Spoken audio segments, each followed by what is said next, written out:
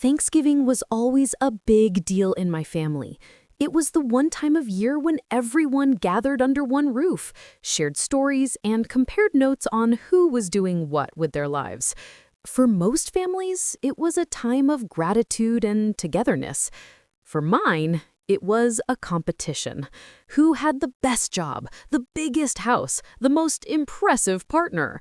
And for as long as I could remember, I was always at the bottom of the list. I was the dreamer, the one who didn't follow the family path.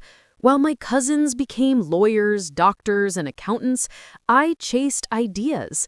I tried startups that failed, worked odd jobs, and lived in apartments that were more charming than comfortable. My parents tried to be supportive, but I could see the worry in their eyes. My Uncle Rick would always ask, "So, what are you up to now?" with that tone that said he already knew the answer wasn't going to impress anyone. The year before, Thanksgiving had been particularly rough. I'd just lost my job at a tech company that went under, and my latest business idea hadn't gotten off the ground. I sat at the kids' table, even though I was 28, and listened to my cousins talk about their promotions and new homes. When it was my turn to share, I just said, "I'm working on something new." The room went quiet, and then the conversation moved on without me. After dinner, I overheard my aunt whisper to my mom, "Maybe he'll grow out of it." My dad just shrugged. I left early that night, walking home in the cold, wondering if they were right. Maybe I was a failure. Maybe I was just fooling myself. But something changed that winter. I decided I was done trying to fit into their box. I stopped looking for approval and started looking for opportunities. I took every freelance gig I could find: web design, consulting, even delivering groceries on the side. I worked long hours, learned new skills, and saved every dollar I could. I read books on entrepreneurship, listened to podcasts, and reached out to mentors who had built something from nothing.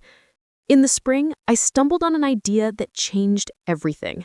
It started as a simple app to help small businesses manage their inventory. I built a prototype, tested it with local shops, and got feedback. It wasn't perfect, but it solved a real problem. I entered a startup competition and, to my shock, won first place, along with a $50,000 investment. That money was the fuel I needed. I hired a small team, worked out of coffee shops, and spent every waking hour improving the product. We launched the app in the summer, and within 3 months, we had over 500 businesses using it. Word spread, and soon investors came knocking. I closed a seed round for $1 million, then another for $5 million. Suddenly, I was running a real company. I moved into a new apartment. Nothing fancy, but mine. I hired more people, expanded to new cities, and started getting featured in tech blogs. My parents were proud, but still cautious. "Don't get your hopes up," my dad would say. "Startups are risky." I smiled and kept working. By the time Thanksgiving rolled around again, everything had changed. My company was profitable, we'd just signed a deal with a national retailer, and I'd been invited to speak at a major conference.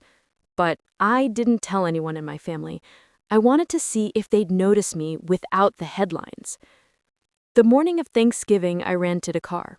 Not just any car, a sleek, black $2 million supercar that turned heads everywhere it went. I wanted to make an entrance they'd never forget. As I pulled up to my parents' house, the whole family was outside taking photos for the annual holiday card. The engine roared and everyone turned to stare. I stepped out, smiling, and tossed the keys to my dad. "Mind parking this for me?"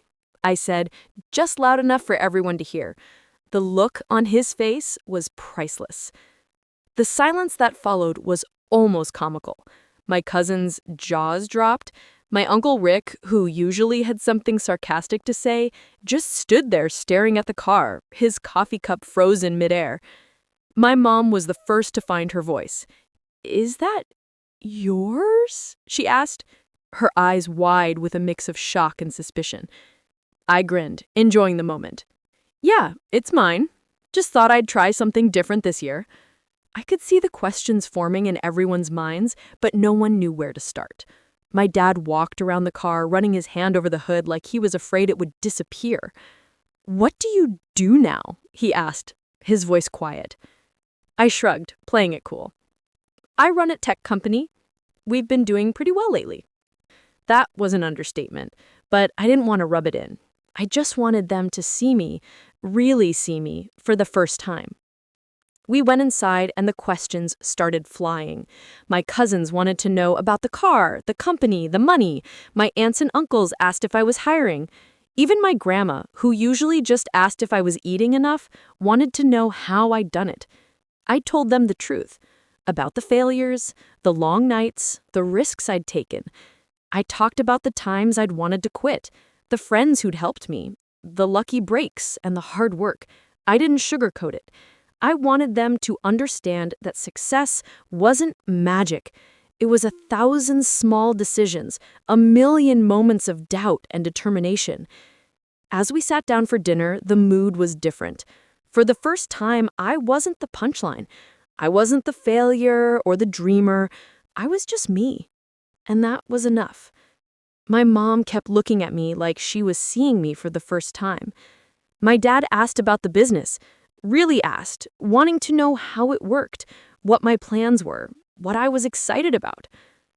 After dinner, my Uncle Rick pulled me aside. He said, "I'll be honest. I didn't think you'd ever make it, but you proved me wrong. I'm proud of you." It was the closest thing to an apology I'd ever get from him, and it meant more than I expected. The rest of the evening was a blur of laughter, stories, and of course, more questions about the car. My cousins took turns sitting in the driver's seat, taking selfies and posting them online. By the end of the night, I'd gone from the family failure to the family celebrity. But as I drove home, the engine humming beneath me, I realized that the car was just a symbol. It wasn't about the money or the status. It was about proving to myself that I could do it, that I could succeed on my own terms without anyone else's approval. The days after Thanksgiving were filled with calls and messages from family members who'd never really talked to me before. My cousins wanted advice on starting their own businesses. My uncles asked if I could help them with their investments. Even my parents started to see me differently. My mom invited me over for dinner, just the two of us, something she hadn't done in years. At dinner, she asked me if I was happy. I told her the truth, that I was proud of what I'd built, but that it hadn't been easy. I told her about the loneliness, the pressure, the fear of failing again. She listened, really listened, and for the first time, I felt like she understood. My dad was quieter, but I could see the pride in his eyes. He asked if I needed any help, if there was anything he could do. I told him I was okay, but that I appreciated it. It felt good to be seen, to be valued, to be part of the family in a new way. As the weeks passed, I started to think about what came next. The company was growing fast, and I knew I couldn't do it alone forever. I started looking for partners, for people who shared my vision and my values. I hired a COO, brought on new investors, and started planning for the future. But I never forgot where I came from. I made it a point to give back to the community that had supported me, to mentor young entrepreneurs, to share my story with anyone who needed to hear it. I wanted to be the person I wished I'd had when I was starting out.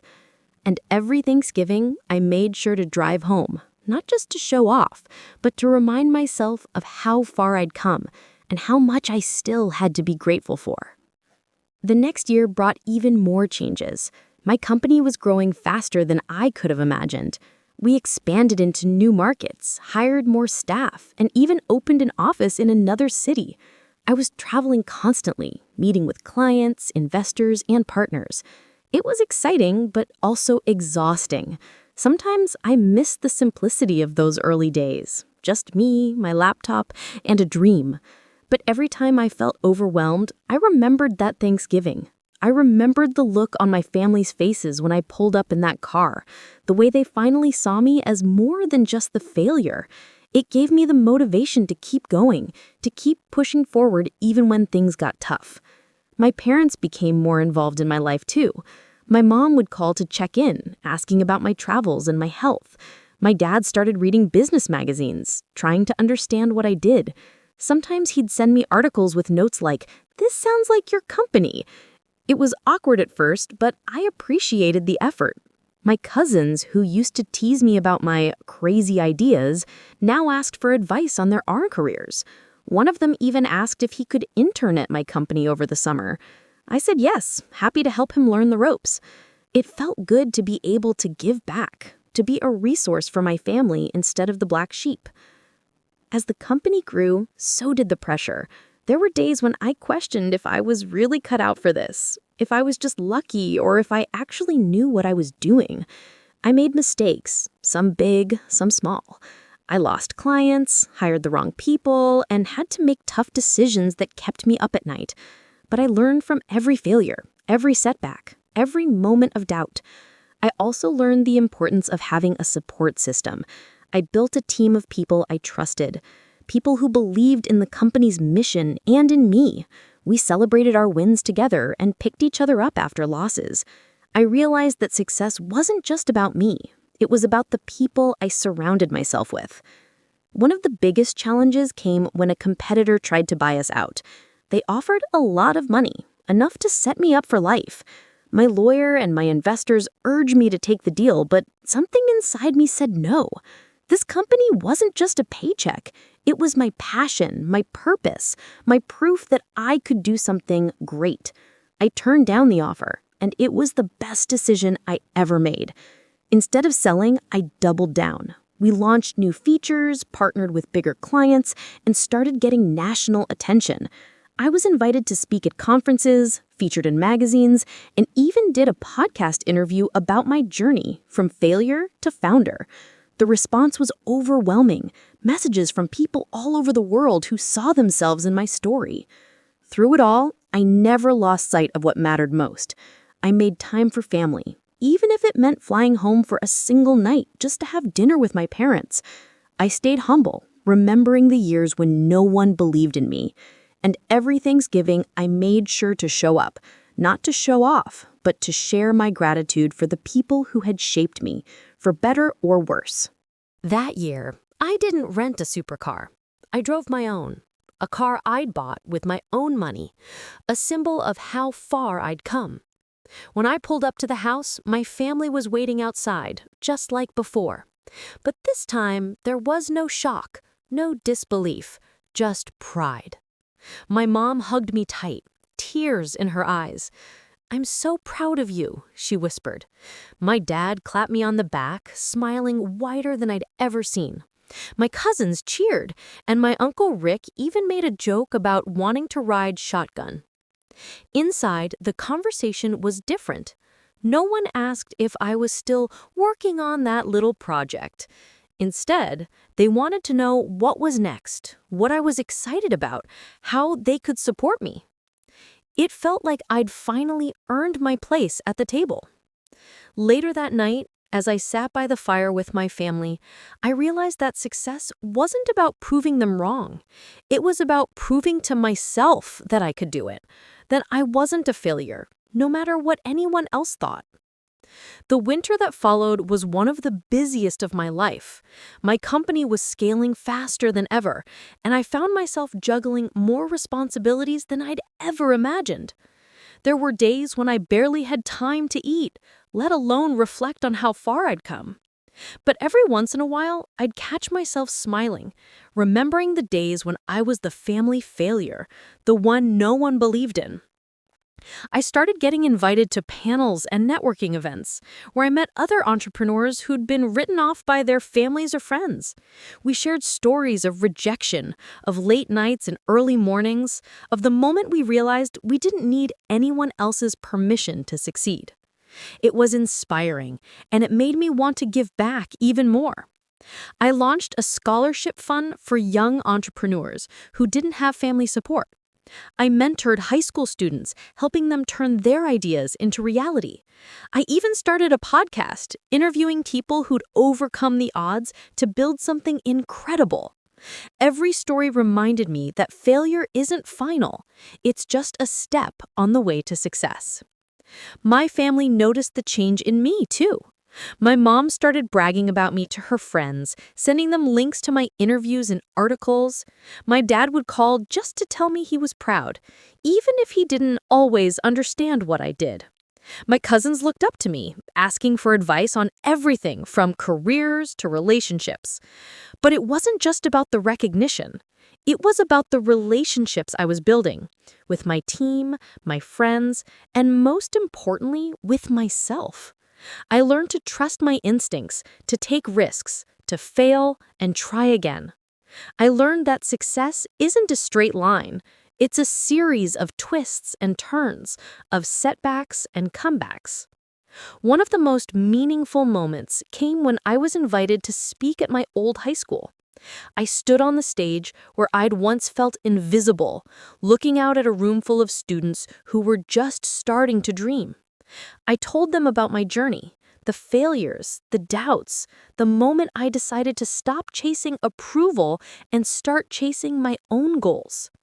After the talk, a girl came up to me, her eyes shining with hope. "My family doesn't believe in me either," she said, "but seeing you up there—" I made it a point to respond to as many messages as I could, offering advice, encouragement, and sometimes just a listening ear. I knew how much it meant to have someone believe in you, even if it was just for a moment. My family continued to grow closer. My parents became my biggest cheerleaders, attending events, sharing my successes with their friends, and even volunteering at some of the community programs I'd started. My cousins, once my biggest critics, now looked to me for guidance and support. Thanksgiving was no longer a competition. It was a celebration of how far we'd all come. One evening, as we sat around the table, my dad raised his glass and said, "To the kid who taught us all that failure is just the first step to success." Everyone cheered, and I felt a wave of gratitude for the family that had once doubted me, but now stood firmly in my corner. I took a moment to thank them too. I told them that, in a strange way, their doubt had pushed me to become the person I was, that without the challenges, the criticism, and even the loneliness, I might never have found the drive to succeed. I thanked them for teaching me to be resilient, to believe in myself, and to never give up. As the night wore on, we shared stories, laughed about the past, and dreamed about the future. I realized that success isn't just about what you achieve, it's about who you become along the way and who you bring with you. In the months that followed, I continued to grow as a leader, as a friend, and as a member of my family. I took on new challenges, made new mistakes, and celebrated new victories. I never stopped learning, never stopped pushing myself, and never forgot where I came from. And every Thanksgiving, I made sure to drive home, not to show off, but to remind myself of the journey, the lessons, and the people who had helped me along the way. I knew that no matter what happened next, I had already won.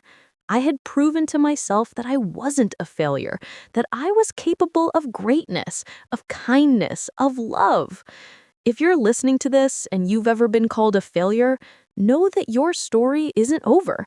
You have the power to change the narrative, to turn doubt into determination, and to build a life that makes you proud.